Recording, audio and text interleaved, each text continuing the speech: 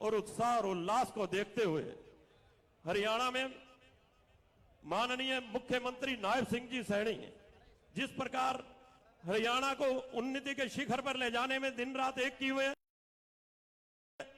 और केवल 185 दिनों के अंदर जो उन्होंने काम करने का थोड़ा सा वक्त मिला है, हरियाणा के लोगों का दिल जीतने का काम किया है। इस आपके भरोसे और विश्वास पर कह सकता हूं कि हरियाणा में तीसरी बार नहीं अगली बार भी सरकार भारतीय जनता पार्टी की बनेगी और नायब सैनी के नेतृत्व में हरियाणा में सरकार बनेगी। इस भरोसे के साथ मैं चाहूंगा, जोरदार तालियों के साथ एक बार पुनः अभिवादन चाहूंगा।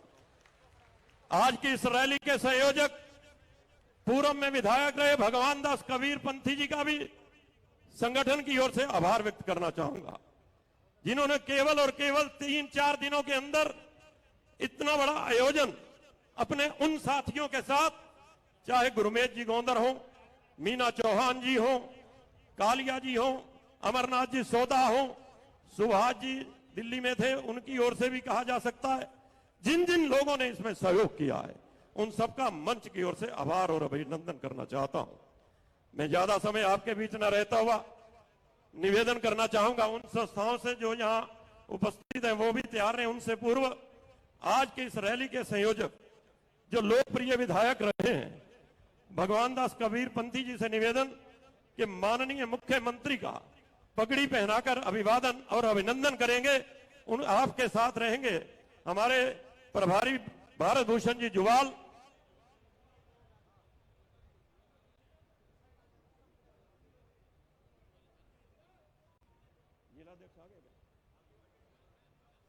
और जिला अध्यक्ष योगेंद्र जी राणा जो बड़े ही कर्मठ जिला अध्यक्ष है, उनसे भी निवेदन आप भी कृपया साथ में रहेंगे।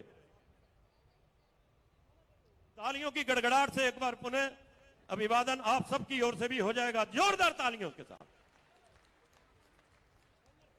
मेरा निवेदन जो मंडल अध्यक्ष हैं चारों कृपया आए और अपने जिला अध्यक्ष योगेंद्र राणे जी का पुष्प गुच्छ प्रदान कर अभिवादन करेंगे शीघ्रता से।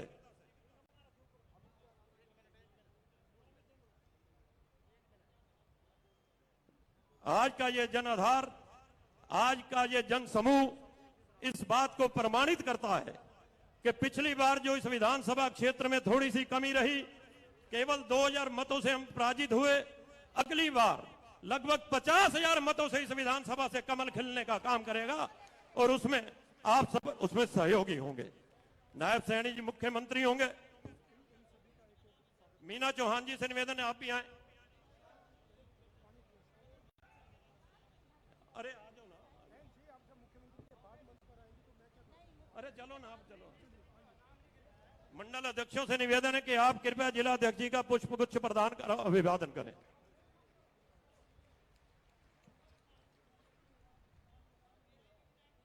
मंडल अध्यक्ष शीघ्रता से आए। हो गया जिला अध्यक्ष। और अब इस कड़ी को और आगे बढ़ाता हुआ निवेदन करना चाहूंगा रोड समाज की ओर से, रोड क्षत्रिय सभा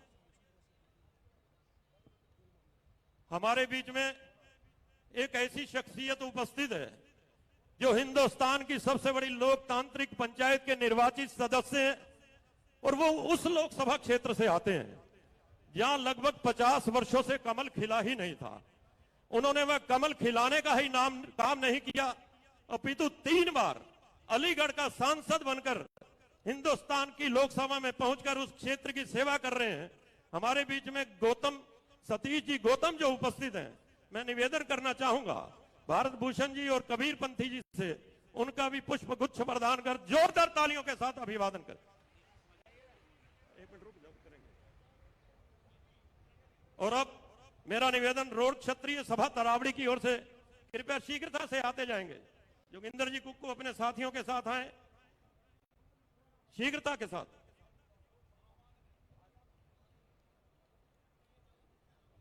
रघुमल, अरे जल्दी करो जो लिस्ट में है, आप चले जाओ। रघुमल जी भट्ट भी स्वागत करेंगे।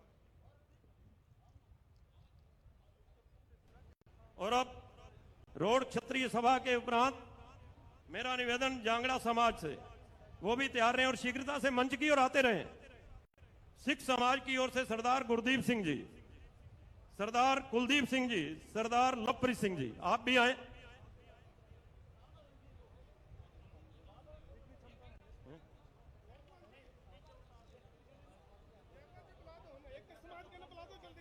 और अब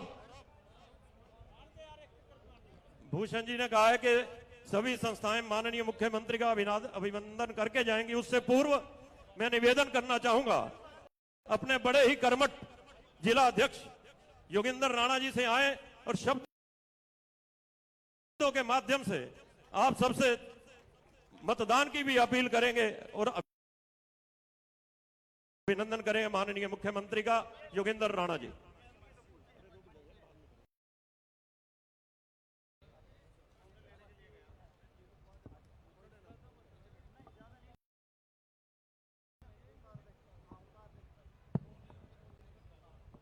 भारत माता की। आवाज तो कम है, सुबह सुबह का समय। एक बार सभी जितने भी बैठे हैं, चाहे दाएं बैठे, बाएं बैठे, मंच में बैठे, सामने बैठे, मेरा सभी से अनुरोध है, एक बार पूरे जोर से भारत माता की जय का जयकारा लगाएंगे। दोनों मुस्तिकाएं बंद करके, हाथ ऊपर करके, भारत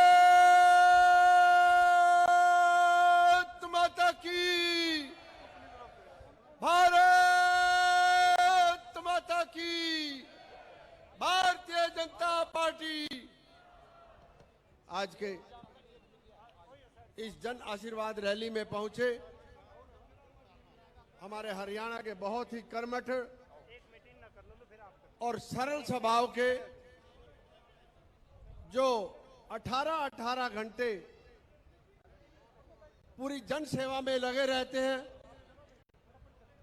सुबह 7 बजे से लेकर और रात के 2 बजे तक उनकी दिनचर्या जिस प्रकार से चलती है, ऐसे हमारे बहुत ही लोकप्रिय मुख्यमंत्री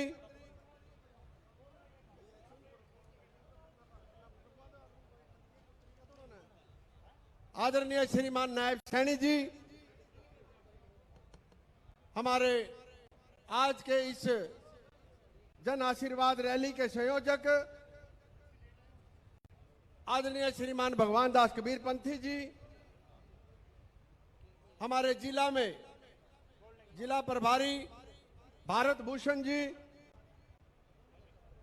हमारे अलीगढ़ से सांसद जो हमारे जिला में इस विधानसभा के चुनाव को देखने के लिए जिनकी जिम्मेवारी लगी है, ऐसे बहुत ही हंसमुख आदरणीय श्रीमान सतीश जी, हमारे शहर की निवर्तमान मेयर रेणु बाला जी, पूर्व विधायक सरदार बख्शीश सिंह जी, जिला के महामंत्री जय भगवान जी, श्रीमान अमरनाथ सोदा जी, मीना चौहान जी, सुभाष चंद्रा जी, सुरेश जी, जयपाल जी, संजय राणा जी, कृष्ण गर्ग जी, सम्मानित मंच और इस नीलोखेड़ी विधानसभा से चारों मंडल अध्यक्ष श्रीमान प्रवीण जी, बलबीर मराठा जी, महिपाल जी, करमवीर शर्मा जी व यहाँ पर पहुंचे इस नीलोखेड़ी विधानसभा के सभी बुजुर्गों, नौजवान साथियों, मातृशक्ति, प्रेस एवं मीडिया के मेरे सभी बंधुओं का मैं आज इस जन आशीर्वाद रैली में पहुंचने पर अपनी तरफ से, जिला भारतीय जनता पार्टी की तरफ से हार्दिक अभिनंदन करता हूं, स्वागत करता हूं और आप सबसे अनुरोध करता हूं कि माननीय मुख्यमंत्री जी के यहां पर पहुंचने पर आप एक बार फिर तालियों की गड़गड़ाहट के साथ इनका अभिनंदन करें, स्वागत करें। माननीय मुख्यमंत्री जी का, जैसा कि आप सब जानते हैं कि आने वाली 5 तारीख को, 5 अक्टूबर को विधानसभा का चुनाव है। उस विधानसभा के चुनाव में जिस प्रकार से आपने अभी जब 2 महीने पहले लोकसभा के चुनाव में यहां से हमारे लोकसभा के प्रत्याशी श्रीमान मनोहर लाल जी को भारी मतों से जिताकर भेजा था, ऐसे ही जिसके भी हाथ में कमल का फूल खिलेगा, जो भी कमल का फूल लेकर आएगा, मैं आप सबसे अनुरोध करना चाहूंगा कि भारी मतों से सारे एकजुट होकर और पूर्ण रूप से अपना मतदान का उपयोग करें और भारतीय जनता पार्टी के कमल के फूल यहाँ से नीलोखेड़ी विधानसभा से खिलाने का काम करेंगे। आप सब जानते हैं कि पिछले 10 वर्षों से केंद्र में भी नरेंद्र मोदी जी के नेतृत्व में और हरियाणा में पहले 9.5 वर्ष माननीय मनोहर लाल जी के नेतृत्व में सरकार चली और हमारे अब माननीय मुख्यमंत्री श्रीमान नायब सैनी जी के नेतृत्व में जिस प्रकार से सरकार चल रही है, जो मनोहर लाल जी के कामों को गति देने का काम कर रही है, वो अपने आप में हम सबको भरपूर उसकी जानकारी है। चाहे वो काम हर वर्ग के काम करते हैं, गरीब के लिए, कर्मचारी के लिए, व्यापारी के लिए, किसान के लिए, मजदूर के लिए, जो जो योजनाएं इन्होंने लागू की है। यदि मैं बात करूं योजनाओं पे जाना चाहूंगा, चाहे केंद्र की बात करें, चाहे राज्य सरकार की बात करें, इससे पहले की जितनी भी सरकारें बनी आज तक कभी भी इस प्रकार की योजनाएं किसी ने लागू नहीं की। क्योंकि आज वक्ता बहुत ज्यादा है, इसलिए मैं ज्यादा आपके बीच में समय न लेता हुआ मैं आप सबसे यही अनुरोध करूंगा कि 5 अक्टूबर को पूरा, जैसे एक भारतीय जनता पार्टी का नारा है कि पहले मतदान फिर जलपान, और यहां से इस नारे को साकार करते हुए यहां से कमल खिलाने का काम करेंगे। आप सबका यहां पहुंचने पर, जितने भी यहां पर भारतीय जनता पार्टी के कार्यकर्ता, इस विधानसभा के जितने भी सज्जन पुरुष यहां पर आए हैं, मैं एक बार फिर सबका अभिनंदन करता हुआ माननीय मुख्यमंत्री जी का भी यहां पहुंचने पर हार्दिक आभार और धन्यवाद करता हूं। जय हिंद, जय भारत। बहुत बहुत धन्यवाद। और अब मैं निवेदन करना चाहूंगा, जो इस विधानसभा से एक बार 2014 से 2019 तक हरियाणा विधानसभा में पहुंचकर इस क्षेत्र के विकास में बहुत बड़ा योगदान दिया और आज की इस रैली के मुख्य संयोजक के रूप में भी भगवान दास कबीरपंथी जी से निवेदन आए और शब्दों के माध्यम से माननीय मुख्यमंत्री का अभिवादन करें। भगवान दास कबीरपंथी जी।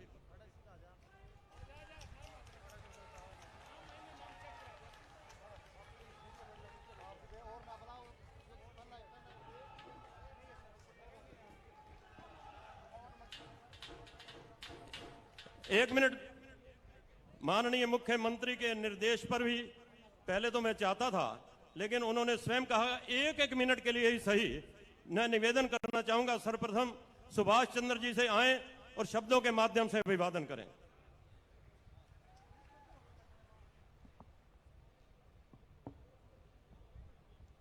भारत माता की। आवाज नहीं है, मैं बोलूंगा कहो दिल से, आप बोलेंगे नायब फिर से, कहो दिल से। आवाज नहीं आई, बहुत बड़ी संख्या है।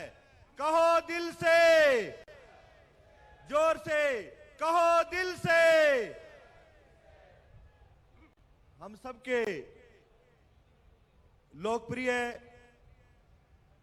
लाडले मुख्यमंत्री आदरणीय श्री नायब सैनी जी, हमारे करनाल के प्रभारी सांसद महोदय, इस मंच पर उपस्थित भारतीय जनता पार्टी के श्रेष्ठ और ज्येष्ठ नेतागण और इस पंडाल में नीलोखेड़ी विधानसभा की ये सरदारी, ये देवतुल्य जनता आज इस बात का गवाह है कि तीसरी बार हमारे नायब सैनी जी प्रदेश के पूर्ण बहुमत से मुख्यमंत्री बनने वाले हैं। और इस बार हम सब लोग एक संकल्प लेकर के जाएंगे यहां से कि इस बार हम नीलोखेड़ी से कमल खिलाएंगे और नायब सैनी जी को इस प्रदेश का फिर से मुख्यमंत्री बनाएंगे। ये हम सब के लिए परम सौभाग्य की बात है। हमारे प्रधानमंत्री नरेंद्र मोदी जी ने, हमारे गृह मंत्री आदरणीय अमित शाह जी ने हमें 6 महीने के लिए नायब सैनी जी को मुख्यमंत्री के रूप में दिया। अब साथियों, माताओं, बहनों, हम सब का ये दायित्व बनता है, हम सब की ये ड्यूटी बनती है कि हम सब आने वाले विधानसभा में पूर्ण बहुमत के साथ नायब सैनी जी को इस प्रदेश का मुख्यमंत्री बनाएंगे। जय हिंद, जय भारत। मेरा निवेदन प्रोफेसर सुरेश जी से कृपया ध्यान दें, सम्मानित मंच करके संबोधित करते हुए 1 मिनट में अपनी बात समाप्त करें। प्रोफेसर सुरेश जी। आज के इस जन आशीर्वाद रैली के मुख्य अतिथि माननीय आदरणीय हमारे नायब सैनी साहब जो इस सूबे के मुख्यमंत्री हैं, उनका मैं इस रैली में पहुंचने पर अभिवादन करता हूं। और जैसे कि आप देख रहे हैं, जो हमारा हरियाणा है, इनके नेतृत्व में दिन रात तरक्की की दौड़ में है। और हमारा जो भारत है, माननीय नरेंद्र मोदी के नेतृत्व में आज विश्व भर में बिल्कुल प्रसिद्ध हो चुका है और एक नया नाम कमा चुका है, आप सभी को ज्ञात है। आज हमारे सूबे के मुख्यमंत्री नीलोखेड़ी इस विधानसभा क्षेत्र से जनता से अपना आशीर्वाद लेने के लिए आए हैं। और मैं सभी जनता से अपील करता हूं कि जो भी इस विधानसभा में कमल का फूल लेकर आएगा, सभी जनता उसको आशीर्वाद के रूप में उसे अपना आशीर्वाद देगी और माननीय मुख्यमंत्री के हाथ को मजबूत करेगी। मैं इन्हीं शब्दों के साथ पुनः आई हुई सभी नीलोखेड़ी की जनता का अभिवादन करता हूं, धन्यवाद करता हूं और अपील करता हूं कि आओ हम सब रल मिलकर एक सुशासित सरकार, एक सही सरकार जो मायने में सही काम कर रही है इस सूबे में, उसको चुने, उसका सपना साकार करें। सभी को जय भीम, जय भारत, जय भाजपा। धन्यवाद। मेरा निवेदन महिला मोर्चा की प्रदेश में उपाध्यक्षा श्रीमती मीना चौहान से आए और संक्षेप में अपनी बात रखें, जो कि माननीय मुख्यमंत्री जी ने दिल्ली में पहुंचना है शीघ्रता से। मीना चौहान जी।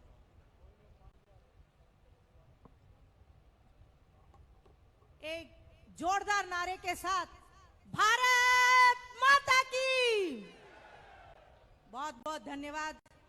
हमारे यशस्वी, ओजस्वी और 24 घंटे आपकी सेवा में समर्पित ऐसे हमारे मुख्यमंत्री श्री नायब सिंह सैनी जी और सम्मानित मंच, मैं ये कहना चाहूंगी इस मंच के माध्यम से कि आज जन आशीर्वाद या रैली में हमारे मुख्यमंत्री जी पहुंचे हैं और आप सब ने आग्रह पे यहाँ पे काफी संख्या में उनको आशीर्वाद देने का वचन लेके यहाँ पे आए हैं। तो मैं भी यही कहना चाहूंगी कि पिछले 20 सालों से मेरा नीलोखेड़ी में सेवा समर्पण और पिछले 20 सालों से नीलोखेड़ी की सेवा में मैंने अपने आप को अर्पण कर रखा है। उसी अर्पण की खातिर आज मैं आप सबसे संकल्प लेना चाहती हूं कि आने वाली विधानसभा में आप सब कमल का फूल खिलाकर नायब जी को फिर से तीसरी बार हरियाणा का मुख्यमंत्री बनाने का काम करेंगे। भारत माता की। और अब अमरनाथ जी सौदा से निवेदन आए और अपनी बात रखें केवल और केवल 1 मिनट के लिए। भारत माता की। बहुत ही सम्मानित भारतीय जनता पार्टी है और हरियाणा सरकार के हमारे बहुत ही योग्य मुख्यमंत्री, जिन्होंने कुछ ही समय में एक ऐसी धुआंधार बैटिंग की है कि विरोधी भी इस बात को मानते हैं कि नायब सैनी जी तीसरी बार इस प्रदेश के मुख्यमंत्री बनने जा रहे हैं। मैं आप सबके चरणों में निवेदन करता हूं कि आने वाले समय में भारतीय जनता पार्टी का प्रत्याशी जो भी कमल का फूल लेकर आएगा, उसको आप भारी मतों से नीलोखेड़ी विधानसभा से जिता करके चंडीगढ़ भेजें और भेज करके माननीय मुख्यमंत्री जी को तीसरी बार फिर इस प्रदेश की बागडोर सौंपने का काम करें। आप सबने, मैं सम्मानित मंच का भी धन्यवाद करता हूं और आप सब यहां आए, आपका स्वागत करता हूं। आपका बहुत बहुत धन्यवाद। जय भारत, जय भारतीय जनता पार्टी। मुझे मंच पर गुरमेज जी दिखाई नहीं दे रही है, लेकिन मैं गुरमेज जी आए, शीघ्रता से आए, 1 मिनट में अपनी बात रखें। गुरमेज जी।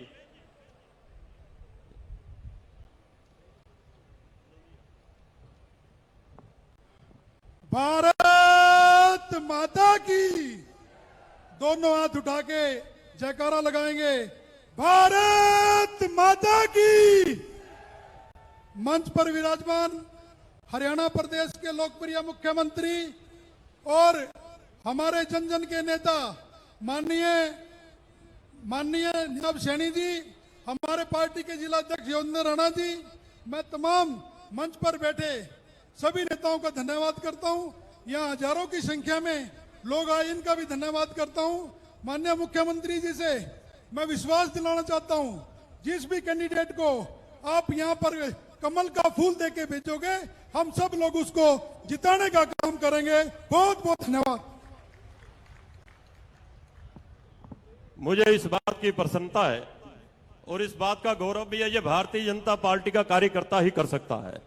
जिन्होंने चुनाव लड़ने की इच्छा जाहिर की, उन्होंने मंच पर आकर खुले मन से कहा है, जिसके हाथ में कमल होगा, जिसे भारतीय जनता पार्टी प्रत्याशी बनाकर भेजेगी, उसे भारी मतों के साथ विजयी बनाकर हम हरियाणा विधानसभा में पहुंच जाएंगे।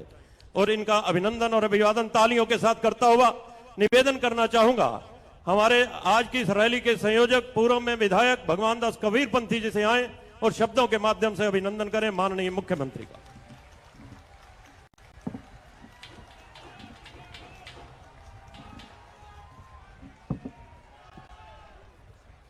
भारत माता की, भारत माता की।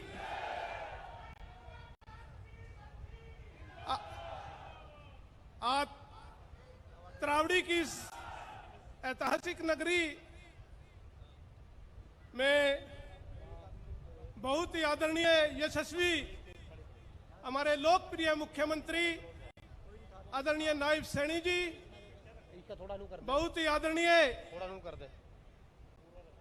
हमारे जिला करनाल में इन चुनावों के नाते प्रवासी प्रभारी के नाते पहुंचे आदरणीय सतीश गौतम जी, बहुत ही आदरणीय हमारे जिलाध्यक्ष भाई योगिंदर राणा जी, हमारे जिला के प्रभारी भाई भारत भूषण जोयल जी, पूर्व विधायक सरदार बख्शीश सिंह जी, पूर्व में मेयर रही बहन रेणुबाला गुप्ता जी, हमारे सभी सम्मानित मंडल अध्यक्ष, सभी हमारे जिला के दोनों महामंत्री और मंच पर उपस्थित बहुत ही सम्मानित हमारे सभी नेतागण, सभी हमारे आज इस रैली में माननीय नायब सैनी जी को अपना आशीर्वाद देने के लिए पहुंचे सभी मेरे पिता तुल्य बुजुर्गों, साथियों, माताओं, बहनों, इलेक्ट्रॉनिक्स व प्रिंट मीडिया के सभी मेरे साथीगण, और हमारा बहुत ही हर जब भी कोई कल्चर प्रोग्राम या कोई राजनीतिक या कोई धार्मिक प्रोग्राम है, पंडित ईश्वर चंद शर्मा जी का हमेशा आशीर्वाद रहा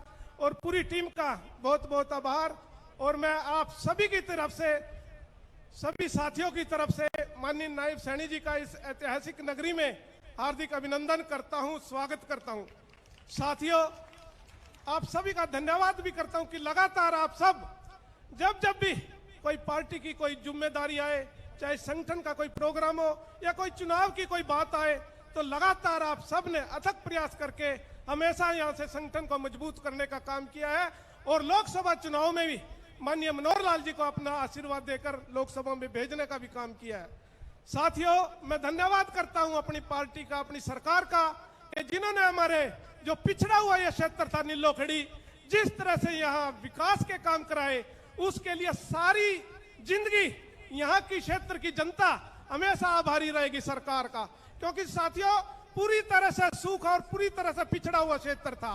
हमारे बुजुर्ग जो आज इस दुनिया में भी नहीं है, जो चले गए, वो चाहते थे कि हमारे यहाँ बेटियों के लिए कॉलेज बने, हमारा यहाँ बड़ा हॉस्पिटल बने, कोई इंजीनियरिंग कॉलेज बने, हॉर्टिकल्चर यूनिवर्सिटी बने, ऐसे बहुत सी संस्थाएं थी जो चाहते थे कि बने, अस्पताल बने, सभी सुविधाएं यहाँ हो। लेकिन जब से हरियाणा बना, कोई भी सरकार आई, उस सभी सरकारों ने यहाँ का शोषण करने का काम किया। लेकिन साथियों, आप सब ने 2014-2019 के बीच में जो आशीर्वाद दिया था, और माननीय मनोहर लाल जी उस समय मुख्यमंत्री थे, साथियों लगभग 1100 करोड़ रुपए की योजनाएं यहाँ दे करके, जो साथियों यहाँ की डिमांड थी, ऐसी कोई भी डिमांड उन्होंने बाकी नहीं रखी। जो भी उनके पास लेकर गए, चाहे हम बात करें बागवानी विश्वविद्यालय की, इंजीनियरिंग कॉलेज की, और 3-3 लड़कियों के कॉलेज त्रावड़ी में, बस्तड़ी में, निगदू में, अंजनथली में, ऐसे शिक्षा का हब बनाने का काम किया। त्रावड़ी में 50 बेड का हॉस्पिटल, नीलोखेड़ी में 100 बेड का हॉस्पिटल, त्रावड़ी का अंडर ब्रिज, त्रावड़ी में बस स्टैंड, निगदू में बस स्टैंड, नीलोखेड़ी में बस स्टैंड मंजूर किया। और ऐसे बहुत सी कितनी योजनाएं थी। सड़कें किस तरह से हमारी हालत खराब थी, कच्चे रास्ते थे, जो हमारे बुजुर्ग कहते थे कि कभी ये रास्ते पक्के होंगे नहीं होंगे, लेकिन साथियों उन कच्चे रास्तों को भी 18-18 फुट बनाने का काम किया। और साथियों, जो सबसे बड़ी समस्या थी शहर के लिए, त्रावड़ी का अंडर ब्रिज, और साथियों अंडर ब्रिज सरकार ने 8.5 करोड़ रुपए देकर, ये आपका गंदा नाला है, ये आपसे मैं पूछता हूं हाथ खड़ा करके, क्या ये सभी काम हुए या नहीं हुए? एक बार अपनी उपस्थिति जरूर दर्ज कराएं और बताएं। तो साथियों, एक बार फिर आपके पास समय है। पिछली बार आप सबसे कहीं ना कहीं छोटी सी चूक हो गई और उस चूक की वजह से हमने 5 साल किस तरह से हमारे साथ सरकार हमारी, लेकिन सरकार का जो यहाँ का आप सब ने नुमाइंदा चुना, उन्होंने पूरी लापरवाही करते हुए कभी भी अपने क्षेत्र के लिए उन्होंने अच्छा काम करने का काम नहीं किया और हमारा क्षेत्र जो पहले था लगभग 10-15 साल फिर पीछे धकेलने का काम किया। मेरी आप सबसे प्रार्थना है कि 2200 वोट का अंतर था, इसलिए 2200 वोट से हमने बहुत कुछ खोना पड़ा। आप सबसे प्रार्थना है कि जो 2014-2019 में आप सब ने 35,000 वोटों से जिताकर इस क्षेत्र में कमल खिलाने का काम किया था, तो आप सबसे प्रार्थना कि आने वाला समय आपका है, आपकी सरकार बनने वाली है, सरकार बन जाए, लेकिन आपकी वहां पर अगर कोई नुमाइंदगी, आपकी कोई वहां आवाज उठाने वाला नहीं है तो साथियों दिक्कत आएगी। इसलिए मैं आप सबके चरणों में प्रार्थना करता हूं, हाथ जोड़कर निवेदन करता हूं कि आने वाले समय में, क्योंकि 5 अक्टूबर को आपने फिर इस क्षेत्र का भाग्य लिखना है और उसकी चाबी आप सबके पास है, वो ताला आप सब ने खोलना है। तो आने वाली 5 तारीख को आप सब ने नीलो खेड़ी से कमल खिलाकर माननीय नायब सैनी की जोड़ी में डालना है और नीलो खेड़ी में आप सब ने फिर जैसे पहले काम चलते थे ऐसे काम वो चलवाने हैं। तो मैं आप सभी से प्रार्थना करूंगा कि हाथ उठाकर माननीय नायब सैनी जी को अपना आशीर्वाद देकर जो मैं कह रहा हूं उस पर मोहर लगाने का काम करेंगे। पुनः आप सबकी तरफ से धन्यवाद भी करता हूं और एक बार सभी बंद आपने हाथ उठाकर बंद मुट्ठी करके एक नारा लगाऊंगा, इसी में अपने मुख्यमंत्री समझाएंगे कि नीलो खेड़ी में कमल खिलने जा रहा है। तो मैं आपसे एक नारा लगवा रहा हूं, भारत माता की। बहुत बहुत धन्यवाद। बहुत बहुत धन्यवाद। अक्सर हरियाणा में और मंच से ये बार बार कहा जाता है कि हरियाणा में नायब सरकार तीसरी बार भारतीय जनता पार्टी के नेतृत्व में हो, लेकिन एक प्रश्न यह उठता है कि नायब सैनी जी हरियाणा के मुख्यमंत्री क्यों हो? उन्होंने जिस प्रकार से थोड़े ही दिनों में हरियाणा के लोगों का दिलों को जीतने का काम किया है, और राज वो होता है जो हर वर्ग को उसका हक दिलाने का काम करे। माननीय नायब सिंह सैनी जी ने अल्पकाल में जिस प्रकार से हरियाणा और हरियाणा के लोगों के स्तर को उठाने का काम किया है, बिना पर्ची बिना खर्ची के नौकरियों को देने का काम किया है, इसलिए मित्रों दलितों को उठाने का जो काम किया है, उनका स्तर उठाने का काम किया है। हरियाणा में नायब सरकार पुनः हरियाणा में मुख्यमंत्री बने नायब सिंह सैनी, यदि हम सभी चाहते हैं तो जोरदार तालियों के साथ आप इसका जवाब देंगे और उद्घोष के साथ भी। भारत माता की जय। और अब मैं निवेदन करना चाहूंगा, हरियाणा के यशस्वी मुख्यमंत्री, जींद की रैली में किसी ने कहा था कि 200% अब मुख्यमंत्री दोबारा बनेंगे। मैं 500% की गारंटी देता हूं, इसे हजूम को देखते हुए आप हरियाणा के माननीय मुख्यमंत्री के रूप में 8 तारीख को शपथ लेंगे। माननीय मुख्यमंत्री नायब सिंह सैनी जिंदाबाद। धन्यवाद।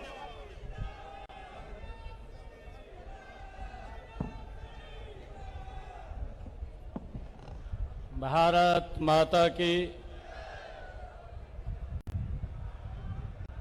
भाई ये नीलो खेड़ी की सरदारी की आवाज नहीं है। 8 अक्टूबर को एक कमल का फूल नीलो खेड़ी से चंडीगढ़ जा रहा है।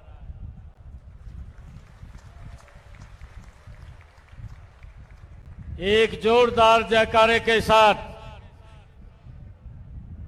विजय की संकल्प की मुट्ठी भींच करके ये आवाज दुनिया के सबसे लोकप्रिय नेता भारत के यशस्वी प्रधानमंत्री नरेंद्र मोदी जी को सुनाई दे कि आज नीलो खेड़ी की सरदारी ने यह संकल्प ले लिया है कि 8 अक्टूबर को कमल का फूल खिल करके चंडीगढ़ में जाएगा। एक जोरदार जयकारे के साथ भारत माता के। बहुत बहुत धन्यवाद। मंच पर विराजमान आज के इस कार्यक्रम के आयोजक, पूर्व में इस क्षेत्र के विधायक रहे भगवान दास कबीरपंथी जी, जिला के हमारे लोकप्रिय अध्यक्ष योगेंद्र राणा जी और अलीगढ़ सांसद से, अलीगढ़ से हमारे बीच में हम सबका सहयोग करने के लिए आए हैं मेरे बहुत ही पुराने मित्र, लगातार तीसरी बार जो नरेंद्र मोदी जी को प्रधानमंत्री बनाने में अपनी भूमिका जिन्होंने अदा की है, तीसरी बार जो सांसद बने हैं, ऐसे हमारे इस करनाल जिला के प्रभारी सतीश गौतम जी मेरे बड़े पुराने मित्र हैं। जब मैं सांसद अभी लोकसभा में था तो हम दोनों मिलकर के एक कमेटी में गरीब लोगों के लिए काम करते थे। उसमें बड़ा सहयोग वो सतीश गौतम जी का मिलता था।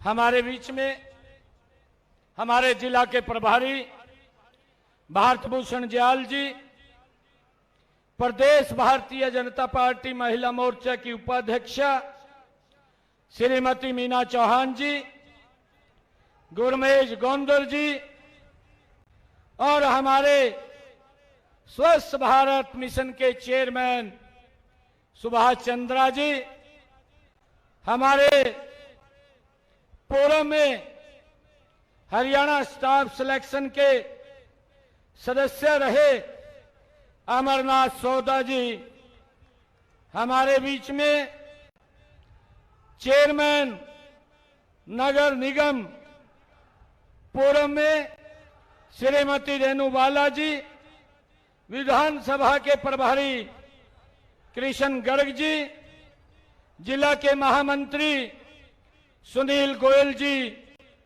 जिला के हमारे दूसरे महामंत्री जय भगवान जी, जिला के उपाध्यक्ष राजवीर शर्मा जी और हमारे विधानसभा के संयोजक शिवनाथ कपूर जी, हमारे नीलोखेड़ी मंडल के माननीय अध्यक्ष बलबीर मराठा जी, प्रवीण गुप्ता जी, निशिंग मंडल से हमारे महिपाल राणा जी, निगदो मंडल से Karambir Sharma ji, rice mill association के प्रधान नरेश कुमार बंसल जी, जिला के हमारे अध्यक्ष संजय राणा जी, जिला अध्यक्ष ओबीसी मोर्चा राजेश सैनी जी और हमारे डीएससी समाज के सभी व्यक्तिगण और मंच पर विराजमान सभी पार्टी के पदाधिकारी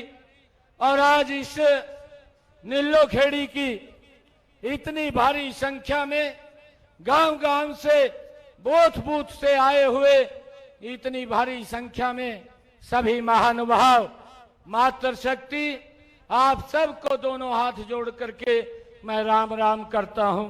आप सबका दिल से धन्यवाद करता हूं।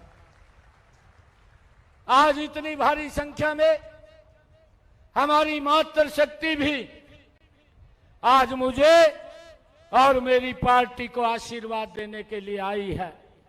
मैं विशेष रूप से मातृशक्ति को भी मैं प्रणाम करता हूं और हमारे सभी मंडलों के जिला के पदाधिकारी हमारे इधर बैठे हैं, इन सब को भी मैं दिल से धन्यवाद करता हूं।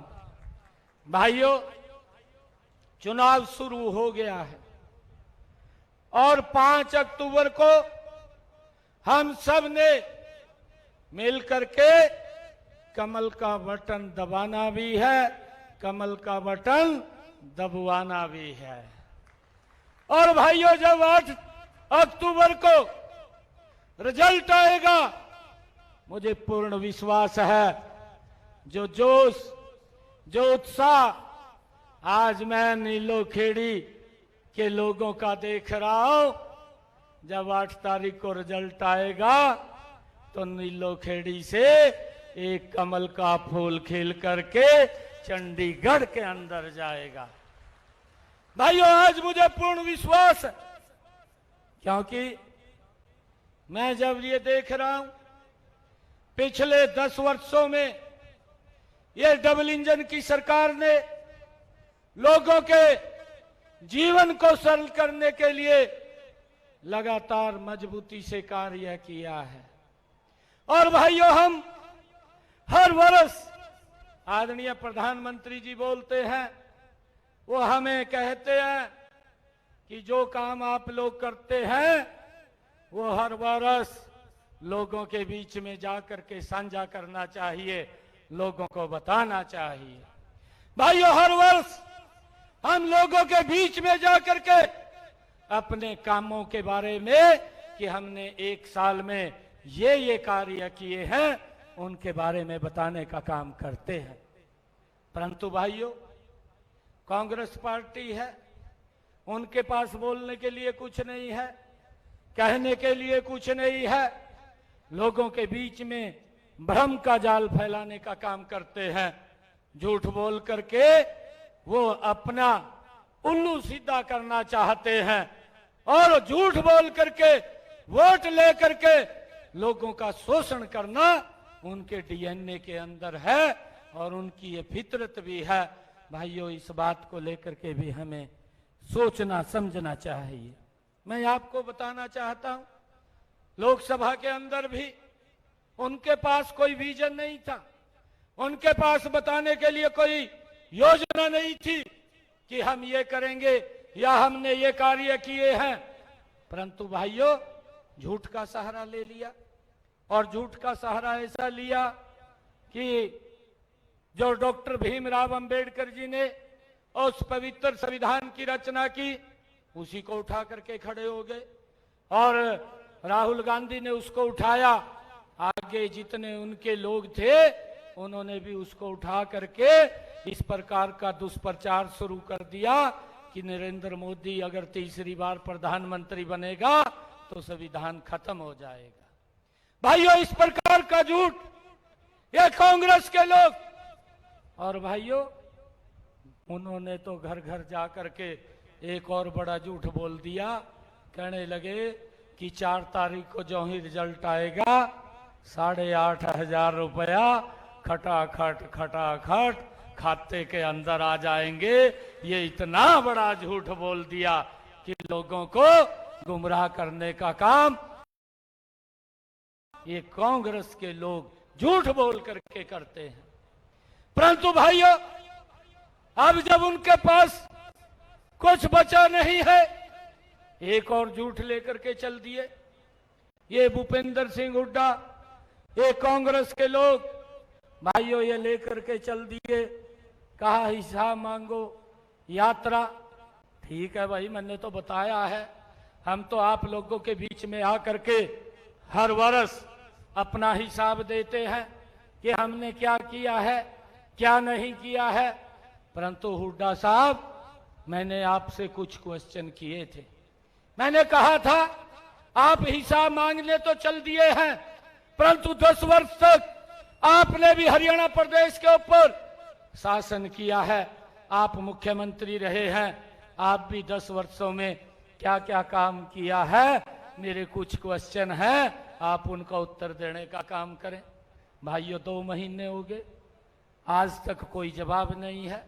हमारे पत्रकार साथी खड़े हैं, मैंने इनको भी कहा है कि आप उनको कम से कम पूछ तो लें। ये भी कहीं कहीं पूछते हैं और जब पूछते हैं तो कोई जवाब नहीं है, एक ही बात बोलते हैं, कहा बेरोजगारी बढ़ गई। भाई, तेरी सरकार के अंदर क्या हालात हुए हैं, कितनी नौकरी दी है, तू भी तो बताने का काम कर, खाली झूठ बोलने का काम मत करें। भाइयों, इन्होंने जो हिसाब मांगो यात्रा लेकर के निकले हैं, भाइयों मुझे तो इनके ऊपर एक बात याद आती है कि जो ये लोग आज हिसाब मांगो यात्रा लेकर के निकले हैं। भाइयों, एक कहावत मैंने पीछे भी कही थी, एक इनके ऊपर कहावत ये बैठती है कि दिल में कसक है। ये कांग्रेस के लोगों के ऊपर ये कहावत चरितार्थ होती है, दिल में कसक है, चेहरे पर नकाब लिए फिरते हैं। दिल में कसक है, चेहरे पर नकाब लिए फिरते हैं। भाइयों, जिनके खुद के खाते खराब हैं वो हमारा हिसाब लिए फिरते हैं। भाइयों, ये हमने इस बात को समझना होगा कि ये लोग प्रदेश के लोगों को, देश के लोगों को ये गुमराह करने के लिए निकले हैं। भाइयों, मेरे पास मैं आपको बताना चाहता हूं, हुड्डा साहब, कांग्रेस के नेताओं को कहना चाहता हूं कि अगर मैंने 10 वर्ष का हिसाब बताना शुरू कर दिया, मुझे लगभग 10 घंटे 12 घंटे का समय चाहिए कि हमने क्या क्या काम हरियाणा के अंदर किए हैं। बिना रुके 10 घंटे भी मैं लगातार कामों के ऊपर बोल सकता हूं जो हमारी सरकार ने 10 वर्ष में काम किए हैं। परंतु मैं आपको बताना चाहता हूं कि जितना समय मुझे मिला है उस समय के मैं काम अगर आपको गिनवाऊं तो भाइयों इसकी स्थिति हालत खराब हो जाएगी। इतने काम हमारी सरकार ने इस अल्प समय के अंदर किए हैं। भाइयों, मैं बताना चाहता हूं 12 मार्च को आदरणीय प्रधानमंत्री जी ने, आदरणीय अमित शाह जी ने, आदरणीय जगत प्रकाश नड्डा जी ने, आदरणीय मनोहर लाल जी ने आपके इस गरीब परिवार के बेटे को हरियाणा प्रदेश की ये जिम्मेवारी दे करके आपके बीच में भेजा। और भाइयों, जब 12 तारीख को मुझे ये जिम्मेवारी दे करके भेजा, 12 मार्च को 16 मार्च को कोड ऑफ कंडक्ट लग गया। भाइयों, अगर आज हम देखते हैं, आज जब ये 8 अक्टूबर को कोड ऑफ कंडक्ट हटेगा तो 186 दिन पूरे के पूरे बनते हैं। 186 दिनों में से 132 दिन ये आचार संहिता में चले गए। आचार संहिता जो 16 मार्च से लगी थी, 6 जून को हटी थी, और अब 16 अगस्त से ये आचार संहिता लगी और 8 ये अक्टूबर को हटेगी। 186 दिन ये टोटल मुझे काम करने का अवसर मिला और उसमें से 132 दिन आचार संहिता में निकल गए। मात्र 56 दिन मुझे काम करने का मौका मिला है, बहुत कम मौका मिला है। और मैं बताना चाहता हूं कि इन 56 दिनों में आपकी सरकार ने क्या क्या काम किए हैं। भाइयों, 6 जून को आचार संहिता हटती है। 7 जून को मैंने यहीं करनाल के अंदर एक कार्यक्रम किया कि हमारे जो गरीब परिवार के लोग हैं जिनकी इनकम 1 लाख रुपए से कम है, उन्होंने दवाई लेने के लिए किसी को हॉस्पिटल जाना पड़ता है, किसी को सामान लेने के लिए बाजार जाना पड़ता है, किसी को कहीं रिश्तेदारी में किसी फंक्शन में शामिल होने के लिए जाना पड़ता है। भाइयों, हमने हैप्पी कार्ड 7 तारीख को लोगों के बीच में यहीं पर दिया और 1000 किलोमीटर तक हरियाणा रोडवेज की बस में वो 1 साल में फ्री यात्रा कर सकेगा, उसका कोई किराया नहीं लगेगा। ये निर्णय हमारी सरकार ने किया और उसका लाभ लगभग 23 लाख परिवारों को, 84 लाख लोगों को हरियाणा प्रदेश के अंदर देने का काम ये हमारी सरकार ने किया है। भाइयों, 8 तारीख को हमने ये निर्णय किया कि हरियाणा प्रदेश के अंदर बिना पर्ची बिना खर्ची के 50,000 युवाओं को और सरकारी नौकरी देने का मैंने घोषणा की और मैंने कहा कि हम 50,000 और युवाओं को सरकारी नौकरी देंगे। भाइयों, मैंने 9 तारीख को जो एक और निर्णय किया, यह भी बड़ा निर्णय था कि हमारे हरियाणा प्रदेश के अंदर जो एससी और बीसी समाज की धर्मशालाएं थी हरियाणा प्रदेश के अंदर, उनको मैंने पंचकुला के अंदर एकत्र किया और उन सब के जो प्रमुख लोग थे उन सबको बुला करके एक समय के अंदर उनके बीच में बैठ करके 118 करोड़ रुपया उनके नवीनीकरण के लिए जारी करने का काम ये हमारी सरकार ने किया है। भाइयों, 10 जून को जो भूपेंद्र सिंह हुड्डा भाइयों 100-100 गज के प्लाट दे करके चला गया था, ना कागज थे ना कब्जा था, लोग घूम रहे थे।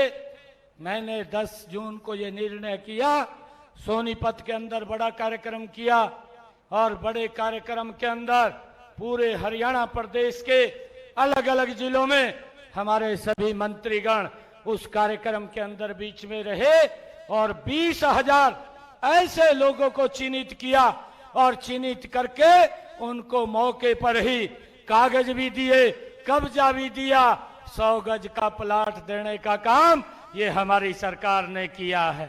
भाइयों, हमने ये भी निर्णय लिया है, मैंने अधिकारियों को कहा कि ये हमने 100 गज के प्लाट ये 20,000 लोग जो घूम रहे थे उनको तो देने का काम किया है, परंतु जो और कुछ लोग बचे हैं जिनके पास 100 गज का प्लाट नहीं है उसके लिए मैंने रजिस्ट्रेशन खोला और आचार संहिता लग गई है। 8 तारीख के बाद ऐसे सब लोगों को 100-100 गज का प्लाट देने का काम ये हमारी सरकार कागज और कब्जे के साथ देने का काम ये हमारी सरकार करेगी। भाइयों, बड़े गांव के अंदर जिस गांव की आबादी 10,000 से ज्यादा है उस गांव के अंदर हमने ये निर्णय किया कि वहां पर 50 गज का प्लाट देने का काम ये हमारी सरकार करेगी। भाइयों, 17 जून को हमने एक और निर्णय किया।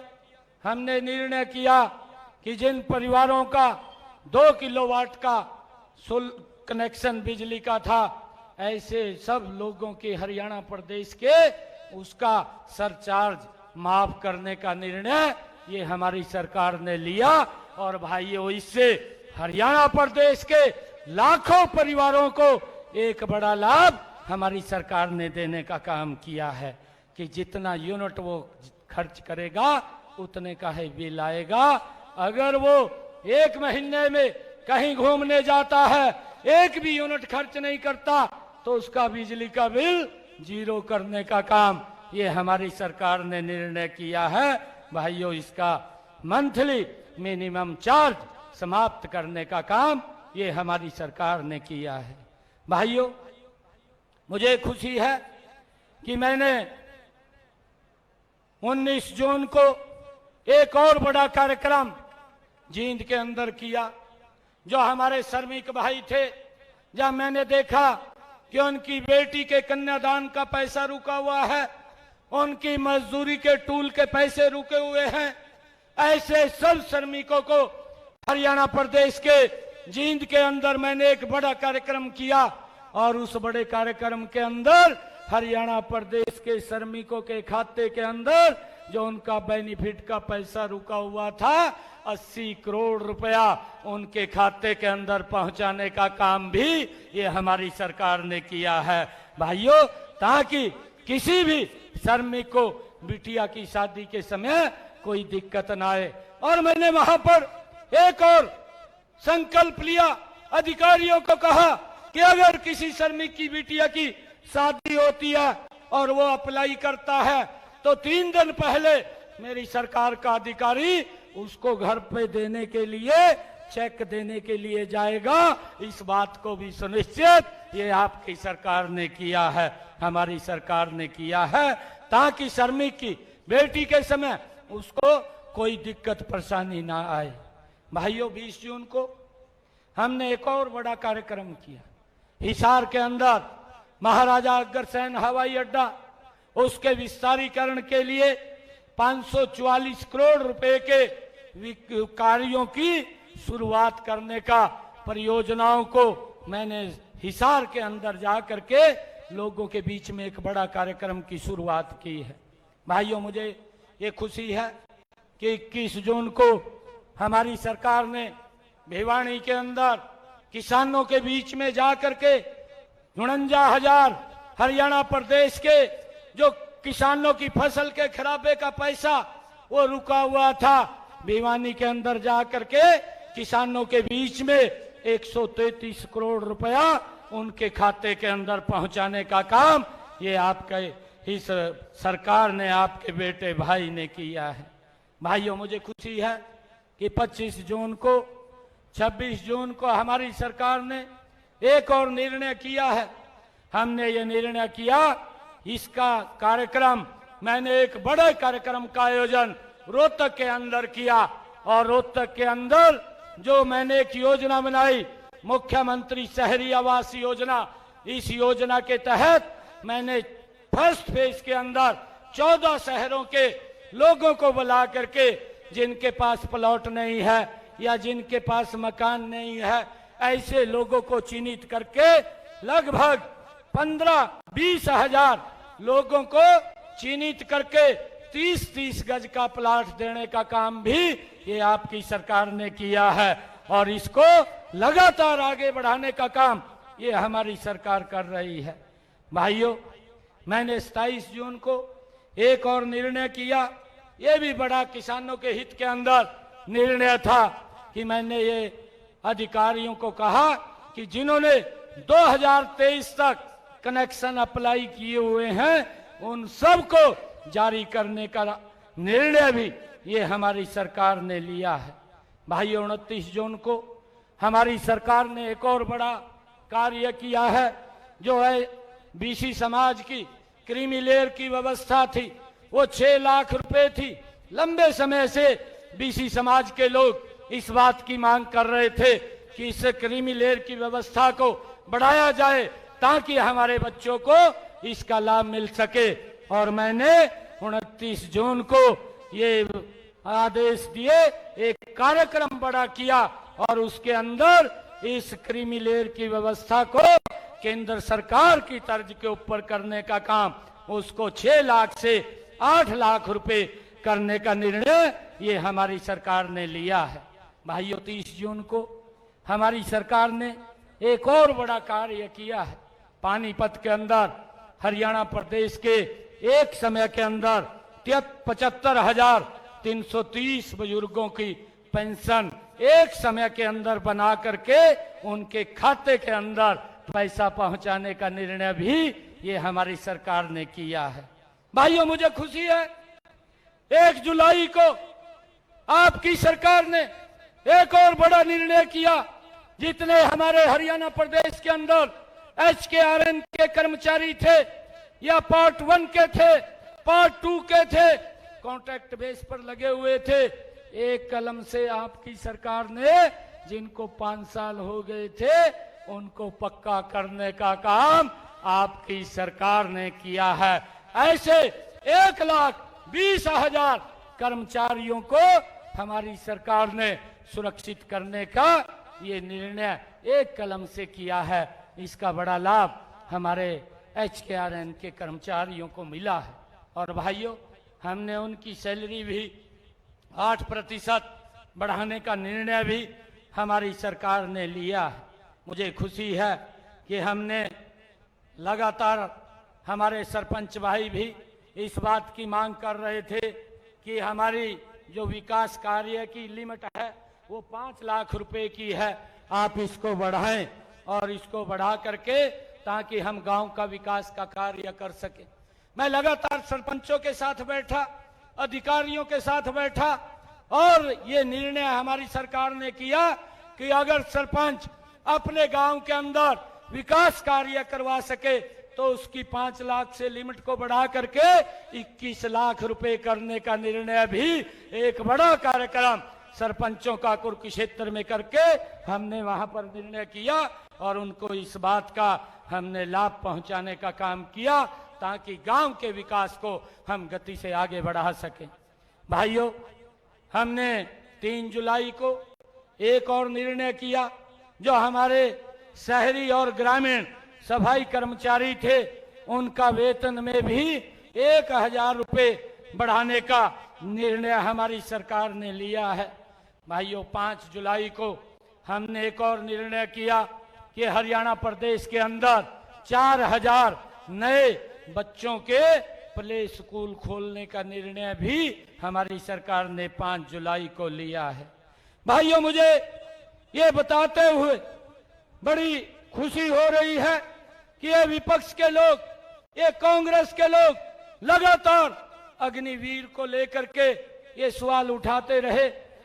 राहुल गांधी साहब भी और नीचे के यहाँ के लोग भी, क्योंकि हमारा हरियाणा प्रदेश ये वीरों का प्रदेश है। यहाँ से जब प्रदेश की आर्मी के अंदर लगभग 10% की संख्या हमारे हरियाणा प्रदेश के जवान उसके अंदर हैं। हमने, हमारी कैबिनेट ने, हमारी सरकार ने ये निर्णय लिया कि जो अग्निवीर हमारा हरियाणा प्रदेश से अग्निवीर के अंदर जाएगा और 4 साल के बाद जब वापिस आएगा तो हरियाणा सरकार उसको हरियाणा सरकार में नौकरी देने का काम वो प्राथमिकता के आधार के ऊपर करेगी। ये निर्णय भी हमारी सरकार ने लिया है। किसी भी अग्निवीर को हम खाली नहीं रहने देंगे और उनको 10% का आरक्षण हमने हर नौकरी में देने का निर्णय ये हमारी सरकार ने किया है। भाइयों, हमने ये भी निर्णय किया, हमारी सरकार ने 4 अगस्त को, कि हमारे किसानों का, अंग्रेजों के समय का एक अभियान किसानों के ऊपर लगता था और उनके ऊपर 133 करोड़ रुपए का बकाया था, उनको नोटिस जा रहे थे। मैंने 4 अगस्त को एक निर्णय किया कि अंग्रेजों के समय का जो अभियान है इसको पूर्ण रूप से खत्म करने का निर्णय ये आपकी सरकार ने लिया और 133 करोड़ रुपया भी माफ करने का काम ये आपकी सरकार ने किया है ताकि लोगों को इसका लाभ मिल सके। भाइयों, 5 अगस्त को हमने एक और निर्णय किया। हमने ये निर्णय किया कि हरियाणा प्रदेश के किसान की 100% फसल एमएसपी पर खरीदने का काम ये हरियाणा सरकार करेगी। भाइयों, ये निर्णय देश के अंदर ये पहला हरियाणा ऐसा राज्य है जो 100% किसानों की फसल एमएसपी पर खरीदने का काम कर रही है। भाइयों, हमने हरियाणा प्रदेश के गौशालाओं के सभी प्रतिनिधियों को पंचकुला के अंदर 6 अगस्त को बुला करके एक निर्णय किया कि अगर कोई व्यक्ति गौशाला खोलना चाहता है उसको कोई CLU लेने की आवश्यकता नहीं है, उससे मुक्ति देने का काम किया और करोड़ों रुपया उस दिन उनके खाते के अंदर पहुंचाने का काम ये हमारी सरकार ने किया है। भाइयों, 7 अगस्त को हमारी सरकार ने एक और बड़ा निर्णय किया। तीज का पर्व था, तीज के पर्व के ऊपर हमारी सरकार ने निर्णय किया कि जो हमारी माताएं बहनें, जो हरियाणा प्रदेश के लगभग 50 लाख परिवारों को इसका लाभ मिलेगा। हरियाणा प्रदेश की 2 करोड़ 80 लाख की आबादी, जिसमें से 1.5 करोड़ से ज्यादा लोगों को इसका लाभ मिलने वाला है। हमारी सरकार ने निर्णय किया कि जो हमारी माताएं बहनें हैं उनको गैस का सिलेंडर 500 रुपए के अंदर उपलब्ध होगा। ऊपर का जितना भी पैसा है वो हरियाणा सरकार देने का काम करेगी। इसका लाभ भी हरियाणा प्रदेश के अंदर मेरी माताओं बहनों को देने का कार्य ये हमारी सरकार ने किया है। उसका लाभ भी हमारी माताओं बहनों को पहुंच रहा है। आज ऐसी हमारी माताएं बहनें जिनकी आय 1,80,000 रुपए से कम है, उनको 500 रुपए में गैस का सिलेंडर ये उपलब्ध हो रहा है। ये निर्णय भी हमारी सरकार ने लिया है। भाइयों, हमने एक और निर्णय किया। हमने 9 अगस्त को जो लंबे समय से TGT के टीचर थे वो कोर्ट के अंदर फंसे हुए थे, उसका निर्णय कोर्ट ने दिया और दे करके हमने उसको प्राथमिकता के आधार पर सभी 7,500 TGT के टीचरों को पंचकुला में बुला करके उनको हमने ज्वाइनिंग लेटर देने का काम ये हमारी सरकार ने बिना पर्ची बिना खर्ची के युवाओं को देने का काम किया है। भाइयों, 12 अगस्त को हमने एक और निर्णय किया कि जो हमारी ऐसी समाज की बेटियां हैं जो सरकारी स्कूल में पढ़ती हैं और जिनके नंबर 90% से ज्यादा आते हैं। 10वीं और 12वीं की बेटियों को प्रोत्साहन राशि देने के लिए हमने एक योजना बनाई, मेधावी छात्रवृत्ति योजना, और उस योजना के माध्यम से उन बच्चियों को 1,11,000 रुपए की नगद राशि देने का निर्णय भी ये हमारी सरकार ने किया, ताकि बेटियों को कोई दिक्कत परेशानी ना हो। भाइयों, हमारी सरकार ने ये भी निर्णय किया है कि जो हमारी 1,80,000 रुपए से जिनकी इनकम कम है, उनकी बेटियों को ग्रेजुएट पोस्ट ग्रेजुएट तक फ्री में एजुकेशन देने का निर्णय भी हमारी सरकार ने किया है। भाइयों, मुझे खुशी है कि 16 अगस्त सुबह जिस दिन कोड ऑफ कंडक्ट लगा, उस दिन भी मैंने एक बड़ा निर्णय सुबह किया। शाम को कोड ऑफ कंडक्ट लग गया। 16 अगस्त को मैंने निर्णय किया था कि अब की बार बरसात कम हो रही है, मेरे किसानों के खर्चे ज्यादा हो रहे हैं, उनके खर्चे कम होने चाहिए, और वो खर्चे कम करने के लिए हमने ये निर्णय किया कि प्रति एकड़ 2,000 रुपया किसान के खाते के अंदर पहुंचाने का निर्णय भी ये हमारी सरकार ने किया है। और भाइयों, 525 करोड़ रुपए की पहली किस्त हमने जारी भी कर दी है, किसानों को वो लगातार मिल रही है। ये निर्णय भी हमारी सरकार ने किया है। भाइयों, लगातार हमारी सरकार ने एक मिशन मोड के अंदर, आप लोग देख रहे हैं, इस छोटे से कार्यकाल के अंदर हमने काम किया है। ये हिसाब मैं कांग्रेस के लोगों को नहीं, मैं ये हिसाब मेरी नीलोखेड़ी की सरदारी बैठी है, मैं उनको देने के लिए आया हूं कि हमने छोटे से समय में कितनी गति से हरियाणा प्रदेश के अंदर कार्य करने के लिए किया है। परंतु मैंने ये हिसाब यहाँ नीलोखेड़ी के अंदर दिया है। हुड्डा साहब भी सुन रहे होंगे। हुड्डा साहब, ये तो मेरा 56 दिन का कार्यक्रम था, ये तो ट्रेलर है।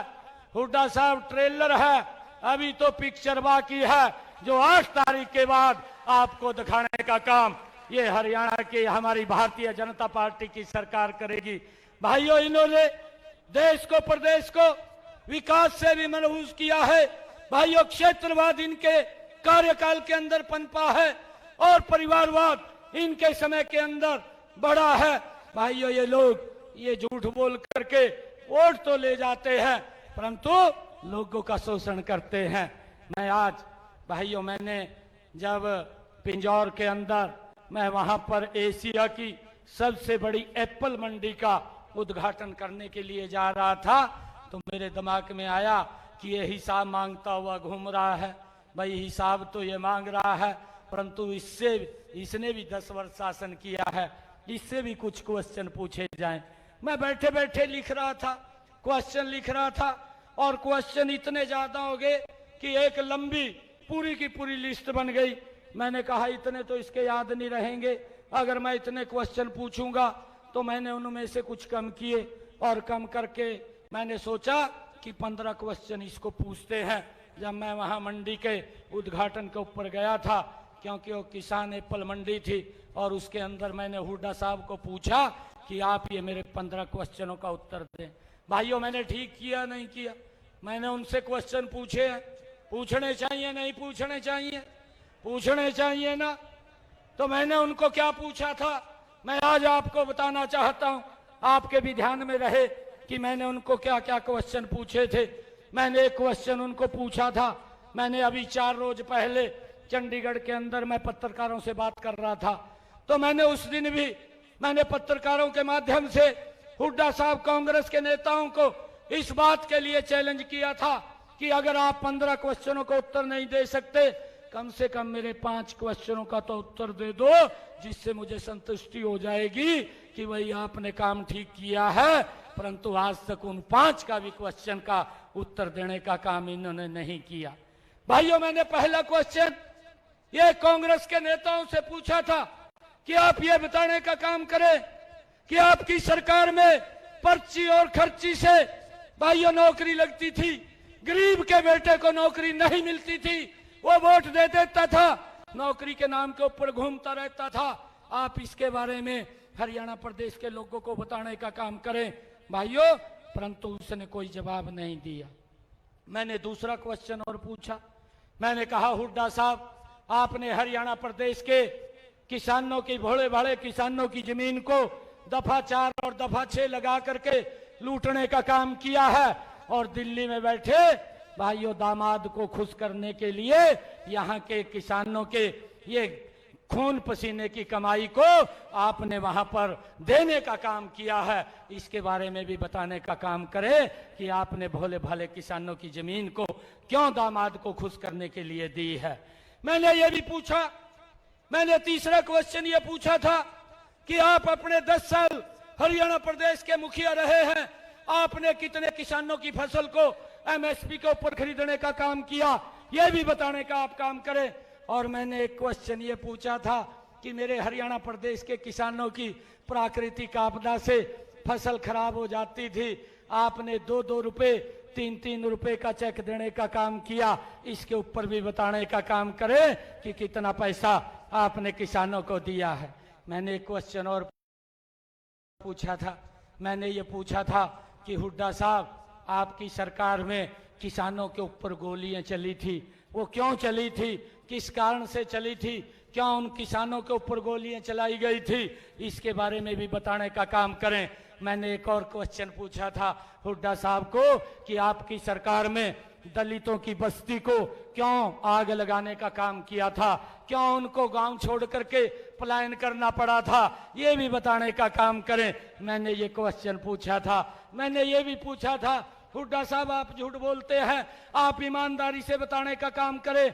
आपके समय में हरियाणा प्रदेश के बुजुर्गों को 500 रुपया पेंशन दी जाती थी, और जाते जाते 2014 के अंदर आप खाली घोषणा करके गए थे 1000 रुपए की, परंतु 1000 रुपया आपने दिया नहीं था। वो 1000 रुपया भी 2014 में हमारी सरकार ने बुजुर्गों को आकर के देने का काम किया था। आज मुझे खुशी है, हमारी सरकार ने लगातार बुजुर्गों का सम्मान भत्ता बढ़ाते हुए 3000 रुपया बुजुर्गों का सम्मान भत्ता करने का काम ये हमारी सरकार ने किया है। ये भी मुझे इस बात की बड़ी खुशी है।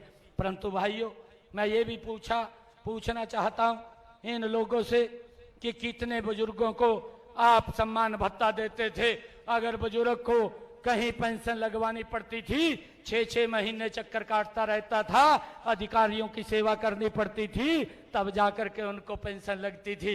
आज हमारी सरकार में बुजुर्गों को कहीं जाने की आवश्यकता नहीं है, किसी दफ्तर में जाने की जरूरत नहीं है, किसी अधिकारी के पास जाने की जरूरत नहीं है। 60 वर्ष का होता है, ऑटोमेटिक पेंशन बन करके उसके घर के ऊपर आ जाती है। ये सिस्टम का सुधार अगर किसी ने किया, ये हमारी सरकार ने किया है। भाइयों, इस बात को भी हमने समझना है। मैंने ये भी पूछा था भूपेंद्र सिंह हुड्डा से, मैंने कहा था कि आपकी सरकार में कर्मचारियों की बदली किस प्रकार होती थी, उसके बारे में भी बताने का काम करे। कितना भ्रष्टाचार बदलियों के अंदर होता था, आज ऑनलाइन ट्रांसफर करके कर्मचारियों को जो सम्मान देने का काम किया है वो हमारी सरकार ने भाइयों किया है। मैंने ये भी क्वेश्चन किया था कि आपकी सरकार में कितने बीपीएल परिवारों के कार्ड बने हैं और कितनों को आपने सम्मान देने का काम किया, ये भी हरियाणा प्रदेश के लोगों को बताने का काम करे। मैंने ये भी क्वेश्चन किया था कि हुड्डा साहब, कांग्रेस के जो नेता है उन लोगों से इस बात को भी मैंने पूछने का काम किया था कि आपकी 10 वर्ष की सरकार रही, कितने गरीब लोगों का मुफ्त में इलाज करने का काम आपकी सरकार ने किया। हमारी सरकार ने 5 लाख रुपए का आयुष्मान कार्ड और चिरायु कार्ड के माध्यम से हरियाणा प्रदेश के सभी लोगों का भाइयों इलाज करने का कार्य ये हमारी सरकार ने किया है। 1,80,000 रुपए से कम आय वाले सभी लोगों का ये 5 लाख रुपए में फ्री में इलाज करने का निर्णय भी ये हमारी सरकार ने किया है। लगभग 5,776 करोड़ रुपया लोगों ने इस योजना के तहत उन्होंने लाभ उठाया है। हमारी सरकार ने 10 वर्षों के अंदर गरीब व्यक्ति के इलाज के लिए ये योजना बनाई है। आज गरीब व्यक्ति को चिंता नहीं है कि उसके इलाज के लिए पैसा कहाँ से आएगा। ये व्यवस्था हमारी डबल इंजन की सरकार ने की है। भाइयों साथियों, मैं आप लोगों के बीच में कहना चाहता हूँ कि कांग्रेस झूठ पर जिंदा रहने वाली पार्टी है। इस बात को हमने समझना है। कांग्रेस झूठ पर जिंदा रहने वाली पार्टी है। कांग्रेस एक परिवार के लिए काम करने वाली पार्टी है। साथियों, कांग्रेस की वफादारी केवल एक परिवार के प्रति है, देश के आप लोगों के प्रति कांग्रेस की वफादारी नहीं है। इस बात को हमने समझना है। एक ही परिवार के प्रति भाइयों उनकी वफादारी है। मुझे तो आश्चर्य होता है, मैं कांग्रेस के लोगों को ये भी पूछता हूं और मैंने प्रेस के अंदर के माध्यम से भी इस बात को पूछा है कि कांग्रेस पार्टी ने जम्मू कश्मीर के अंदर चुनाव हो रहे हैं, ऐसी पार्टी जो वहां की नेशनल कॉन्फ्रेंस पार्टी है, और उसने ये कहा है कि जो वहां पर आतंकवादी हैं उन आतंकवादियों को शहीद का दर्जा दे करके उनको सरकार सम्मान देने का काम करेगी। और कांग्रेस पार्टी ने उनके साथ जाकर के गठबंधन कर लिया है। मैं हुड्डा साहब से और राहुल गांधी साहब से ये पूछना चाहता हूं, क्योंकि हमारे हरियाणा प्रदेश के हर घर से जवान आर्मी के अंदर है और मजबूती से आतंकवाद के प्रति वो खड़े होकर के उसका सामना करते हैं। आपने उन आतंकवादियों को सम्मान देने की बात अपने मैनिफेस्टो के अंदर लिखी है। कांग्रेस पार्टी ये स्पष्ट करने का काम करे, क्या आतंकवादियों को सहयोग करने का काम कांग्रेस पार्टी कर रही है? भाइयों, जो हमारे जवान दिन रात हमारी रक्षा सुरक्षा के लिए खड़े होते हैं, ये लोग उन आतंकवादियों को रोकने का जो काम करते हैं, उन आतंकवादियों को शहीद का दर्जा देने का समर्थन ये कांग्रेस पार्टी कर रही है। भाइयों, इसके बारे में भी हम पूछना चाहते हैं। भाइयों, मैं ये भी उनको पूछा था कि इन्होंने किस प्रकार से पंजाबी समाज को अपमानित करने का काम बापू बेटे ने किया था, उसके बारे में भी बताने का काम करें। इन्होंने ये शब्द कहे थे कि ये पंजाबी कहाँ से आ गए, हमें मालूम नहीं है, इनकी संस्कृति हमारे से मेल नहीं खाती। मैं कांग्रेस के लोगों को कहना चाहता हूँ, 8 अक्टूबर को जब रिजल्ट आएंगे आपको पता चल जाएगा कि ये संस्कृति आपसे मेल खाती है या नहीं खाती है। आपको बाहर का रास्ता दिखाने का काम ये हमारे लोग करेंगे।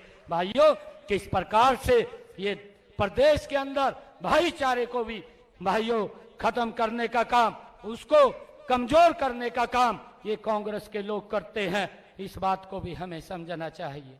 भाइयों, मुझे ये बताते हुए आप लोगों के बीच में बड़ा गर्व हो रहा है कि हमारी सरकार ने पिछले दिनों में जो नीलोखेड़ी विधानसभा के अंदर काम किए हैं, मैं उसका थोड़ा सा ब्यौरा आप लोगों के बीच में रखना चाहता हूं कि हमारी सरकार एक मिशन मोड के अंदर काम करती है और कांग्रेस की सरकार कमीशन मोड में काम करती है, भ्रष्टाचार बढ़ाने का काम करती है।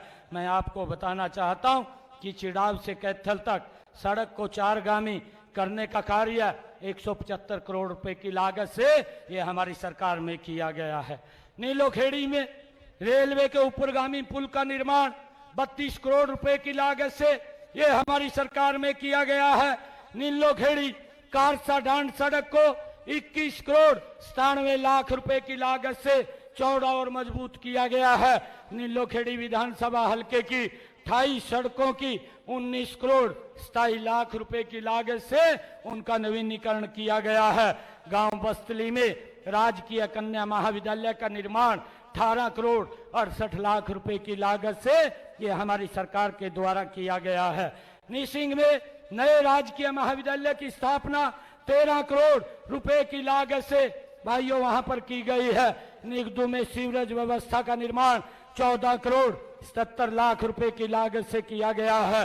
करनाल में काछवा सांबली की सड़क का निर्माण 7 करोड़ 51 लाख रुपए की लागत से भाइयों किया गया है। नीलोखेड़ी में सीएचसी को 7 करोड़ 50 लाख रुपए की लागत से सिविल अस्पताल के अंदर अपग्रेड किया गया है। तरावड़ी रेलवे ओवरब्रिज के नीचे अंडरपास का निर्माण 6 करोड़ 32 लाख रुपए की लागत से भाइयों हमारी सरकार के द्वारा किया गया है। नीलोखेड़ी में 6 MLD क्षमता के सीवरेज ट्रीटमेंट प्लांट के अपग्रेडेशन का कार्य 5 करोड़ 78 लाख की लागत से वो किया गया है।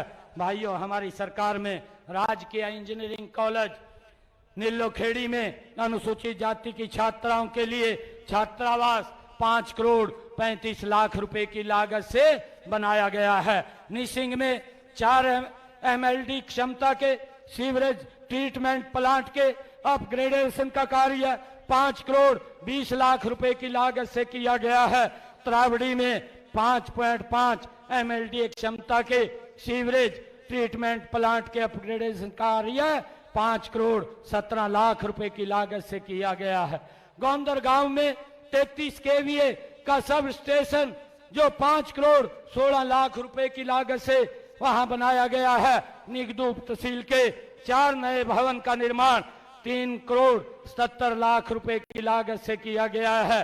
त्रावड़ी में 50 बिस्तरीय अस्पताल का निर्माण 3 करोड़ 72 लाख रुपए की लागत से किया गया है। पधाना गांव में नई PSC का निर्माण 3 करोड़ 60 लाख रुपए की लागत से ये हमारी सरकार के अंदर किया गया है।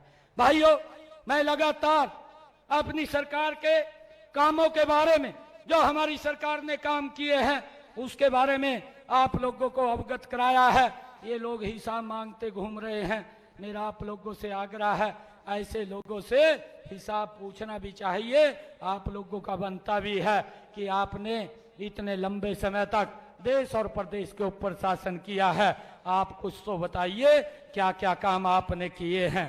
भाइयों, मुझे खुशी है आप लोगों के बीच में बताते हुए कि अभी हमारी सरकार ने एक और यहाँ नीलोखेड़ी की पंचायतों के लिए जो पैसा अभी मैंने जारी किया था, इस कोड ऑफ कंडक्ट 6 जून के बाद मैंने जो पैसा जारी किया था, वो पैसा था जो हमारी नीलोखेड़ी ग्राम की पंचायतें हैं, उनके लिए मैंने 29 करोड़ 5 लाख 53 हजार रुपए की राशि विकास कार्यों के लिए यहाँ नीलोखेड़ी की विधानसभा क्षेत्र की पंचायतों के लिए भी अभी जारी की थी, ताकि गांव के विकास वो गति से हो सके।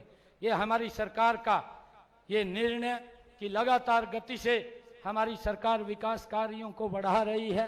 भाइयों, मैं आज आप सबके बीच में इस जन आशीर्वाद रैली के बीच में आज नीलोखेड़ी की सरदारी का आशीर्वाद मैं अपने लिए और अपनी पार्टी के लिए लेने के लिए आया हूं।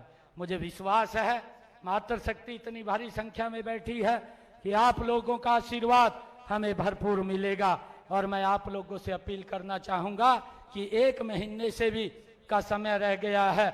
इस 1 महीने के अंदर जहां हमारे रिश्तेदार हैं, मित्र प्यारे हैं, उन सबको बोल करके कमल का बटन दबवाने का काम करें और तीसरी बार हरियाणा में भारतीय जनता पार्टी की सरकार को बनाने का काम करें। भाइयों, ये आशीर्वाद मैं आप सबके बीच में लेने के लिए आया हूं। मुझे पूर्ण विश्वास है, नीलोखेड़ी की सरदारी का विश्वास है कि आपका आशीर्वाद भरपूर मिलेगा। और जो ये लोग हिसाब मांग रहे हैं, मैं फिर दोबारा कह रहा हूं, ये तो ट्रेलर है। मैंने ट्रेलर दिखाया है, अभी तो पिक्चर बाकी है। 8 तारीख के बाद कांग्रेस को पिक्चर दिखानी बाकी है।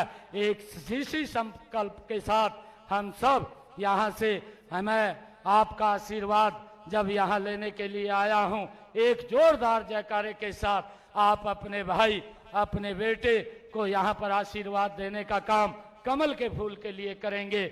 और भाइयों, मुझे विश्वास है कि जब यहाँ कमल का फूल खिलेगा तो नरेंद्र मोदी जी और मजबूत होंगे और ताकत से हमारा सहयोग करेंगे और हरियाणा प्रदेश को हम नई विकास की ऊंचाइयों के ऊपर पहुंचाने का काम करेंगे। आप सब इतनी भारी संख्या में आए, आप सबका बहुत बहुत धन्यवाद। एक जोरदार जयकारे के साथ भारत माता के, भारत माता के, भारत माता के, वंदे वंदे नरेंद्र मोदी, नरेंद्र मोदी, नरेंद्र मोदी। बहुत बहुत धन्यवाद। आप हजारों की संख्या में पहुंचे इस हजूम को देखते हुए कहा जा सकता है कि आप हरियाणा के अगली बार भी मुख्यमंत्री होंगे और नीलोखड़ी विधानसभा से कमल खिलना तय है। भारत माता की। अब मैं निवेदन करना चाहूंगा उन संस्थाओं से जो माननीय मुख्यमंत्री जी का अभिवादन करने के लिए यहां उपस्थित हैं।